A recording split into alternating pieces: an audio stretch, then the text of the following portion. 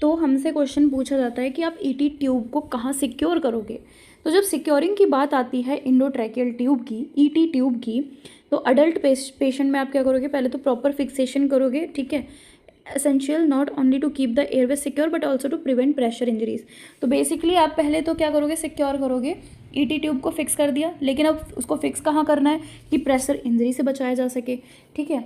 उसको कहाँ पे हो सकते हैं pressure injuries, bed source, face पे, ईयर पे, नेक पे, यहाँ हो सकते हैं। तो उसको प्रिवेंट करने के लिए प्रॉपर आपको क्या करना चाहिए, आना चाहिए कि उसे प्रॉपर कहाँ पे प्लेस करेंगे।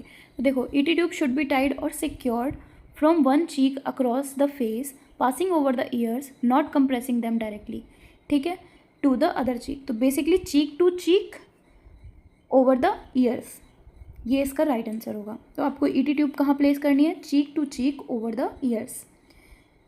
उसके बाद दिस डिस्ट्रीब्यूट टेंशन इवनली। अब इसमें क्या होगा, जो टेंशन होगा, जो भी प्रेशर वगैरह अप्लाइड होगा, इवनली अप्लाइड होगा। ऐसा नहीं है कि आपका कान पे बहुत प्रेशर डाल रहा है या फिर आपके चीक्स पे बहुत ज़्यादा प्रेशर पड़ रहा है।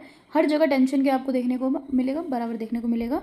इससे क्या होगा, अवॉइड होगा pressure on sensitive area like ear and neck. Ear में to prevent auricle pressure sore और नेक में टू अवॉइड वस्कुलर और स्किन कंप्रेशन, ठीक है। अब यहाँ पे आप देख सकते हो cheek to cheek over the ear, ये मेथड कैसे किया गया है।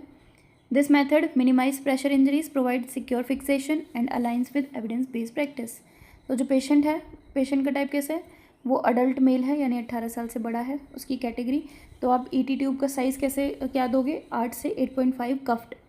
अगर आपसे मेल अडल्ट की बात कर रहे हैं और उससे बोला गया है कि कफ्ड ईटी ट्यूब लगानी है, देन आप 8 to 8.5 ET tube size select करोगे, मोर देन 18 ईयर्स। और अगर फीमेल की बात हो रही है, अडल्ट फीमेल की, then 7 to 7.5 cuffed ET tube आप अप्लाई करोगे, ठीक है। चाइल्ड की बात करें तो चाइल्ड में, चाइल्ड किसको कंसीडर कर रहे हैं हम, 1 से 12 साल के बच्चे को।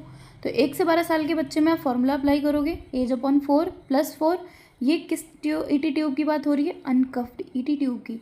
तो अनकफ्ड में आप क्या करोगे, एज बाय 4 + 4, या फिर और कफ्ड में आप क्या करोगे, 0.5 mm जोड़ दोगे, ठीक है, ऐड कर दोगे। उसके बाद इन्फेंट की बात करें, इन्फेंट है 1 month to 12 month, यानी 1 महीने से 1 साल तक का बच्चा। उसमें आप 3 से 4 mm यूज़ करोगे ईटी ट्यूब, अनकफ्ड और कफ्ड दोनों ही। और अगर टर्म की बात करें, नियोनेट यानी 0 से जस्ट अभी पैदा हुआ है और 1 महीने तक का बच्चा, उसमें आप 3 to 3.5 अनकफ्ड ईटी ट्यूब का यूज़ करोगे। और अगर प्रीटर्म नियोनेट है तो 2.5 to 3 mm अनकफ्ड ईटी ट्यूब का यूज़ करोगे, ठीक है। तो चिल्ड्रन में जो अंडर 12 होते हैं उसमें आप फॉर्मूला यूज़ करोगे, एज इन ईयर अपॉन में 4 + 4। इससे आपका एस्टिमेट अनकफ्ड ट्यूब का साइज़ निकल आ जाता है।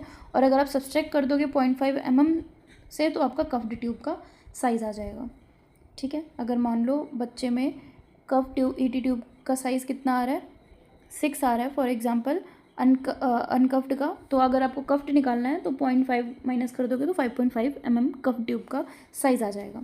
तो जब भी आप यूज़ करोगे कफ्ड ट्यूब का, कब करोगे, जब अवेलेबल होगा और अप्रोप्रिएट रहेगा, ठीक है। और हमेशा आपको प्लेसमेंट क्या करना है, कंफर्म करना है कि आपने सही जगह तो किया है। कैसे, अस्कल्टेट करोगे, ATCO2 और चेस्ट मूवमेंट देखोगे, इनसे क्या होगा, कन्फर्मेशन होगा। आई होप आपको ये वीडियो पसंद आई होगी। ऐसी और इन्फॉर्मेटिव वीडियोस के लिए मेरे वीडियो को लाइक करो और चैनल को सब्सक्राइब करो और ज़्यादा से ज़्यादा शेयर करो, ताकि मुझे मोटिवेशन मिल सके आपको और नई नई चीज़ें बताने के लिए।